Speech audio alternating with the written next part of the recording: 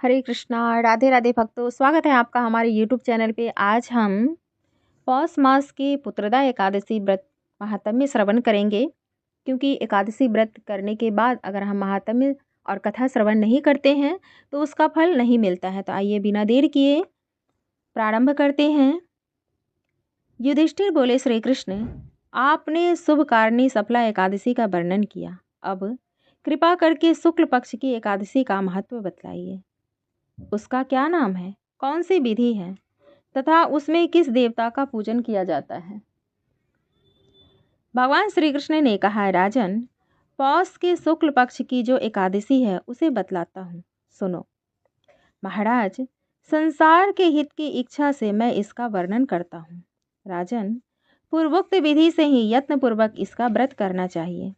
इसका नाम पुत्रदा है। यह सब पापों को हरने वाली उत्तम तिथि है। समस्त कामनाओं तथा सिद्धियों के दाता भगवान नारायण इस तिथि के अधिदेवता हैं। यह सब पापों को हरने वाली उत्तम तिथि है। समस्त कामनाओं तथा सिद्धियों के दाता भगवान नारायण इस तिथि के अधिदेवता हैं।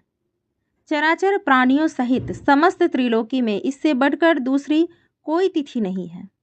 पूर्व काल की बात है, भद्रावतीपुरी में राजा सुकेतुमान राज्य करते थे। उनकी रानी का नाम चंपा था। राजा को बहुत समय तक कोई वंशधर पुत्र प्राप्त नहीं हुआ, इसलिए दोनों पति पत्नी सदा चिंता और शोक में डूबे रहते थे। राजा के पितर उनके दिए हुए जल को शोकोच्छ्वास से गर्म करके पीते थे। राजा के बाद और कोई ऐसा नहीं दिखाई देता जो हम लोगों का तर्पण करेगा, यह सोच सोच कर पितर दुखी रहते थे। एक दिन राजा घोड़े पर सवार हो गहन वन में चले गए।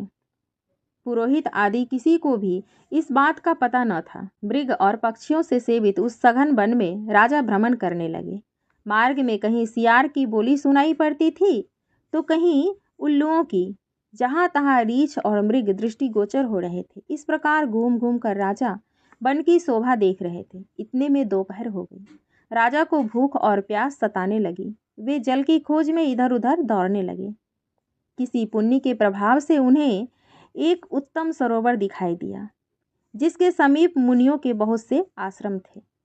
शोभाशाली नरेश ने उन आश्रमों की ओर देखा। उस समय शुभ की सूचना देने वाले सुकून होने लगे। होता है ना, कहीं हम जाते हैं और वहाँ देख करके अलग से ही मन रोमांचित हो जाता है और अच्छा अच्छा फील होने लगता है, पॉजिटिविटी आने लगती है। तो ऐसा ही होने लगा। राजा का दाहिना नेत्र और दाहिना हाथ फरकने लगा, क्योंकि पुरुष का दाहिना अंग शुभ होता है और स्त्री का वाम अंग, जो उत्तम फल की सूचना दे रहा था। सरोवर के तट पर बहुत से मुनि वेद पाठ कर रहे थे। उन्हें देखकर राजा को बड़ा हर्ष हुआ। वे घोड़े से उतरकर मुनियों के सामने खड़े हो गए और पृथक पृथक उन सब की वंदना करने लगे। वे मुनि उत्तम व्रत का पालन करने वाले थे। जब राजा ने हाथ जोड़कर बारंबार दंडवत किया, तब मुनि बोले, राजन, हम लोग तुम पर प्रसन्न हैं। राजा बोले, आप लोग कौन हैं? आपके नाम क्या हैं? तथा आप लोग किस लिए यहाँ एकत्रित हुए हैं? यह सब सच सच बतलाइए। मुनि बोले, राजन, हम लोग विश्वदेव हैं, यहाँ स्नान के लिए आए हैं। माघ निकट आया है। आज से 5वें दिन माघ का स्नान आरंभ हो जाएगा। आज ही पुत्रदा नाम की एकादशी है, जो व्रत करने वाले मनुष्यों को पुत्र देती है। राजा ने कहा, विश्वदेवगण, यदि आप लोग प्रसन्न हैं तो मुझे पुत्र दीजिए। मुनि बोले, राजन, आज के ही दिन पुत्रदा नाम की एकादशी है। इसका व्रत बहुत विख्यात है। तुम आज इस उत्तम व्रत का पालन करो। महाराज, भगवान केशव के प्रसाद से तुम्हें अवश्य पुत्र होगा। भगवान श्री कृष्ण कहते हैं, युधिष्ठिर, इस प्रकार उन मुनियों के कहने से राजा ने उत्तम व्रत का पालन किया। महर्षियों के उपदेश के अनुसार विधि पूर्वक पुत्रदा एकादशी का अनुष्ठान किया। फिर द्वादशी को पारण करके मुनियों के चरणों में बारंबार मस्तक झुकाकर राजा अपने घर आ गए।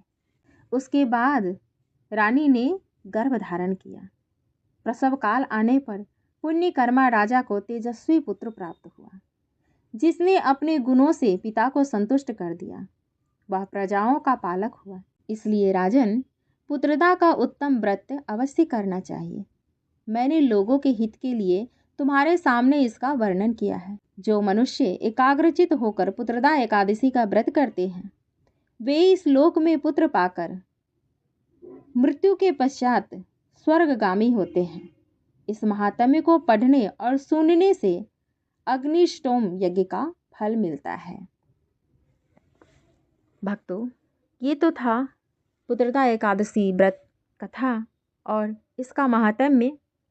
मिलते हैं नेक्स्ट वीडियो में।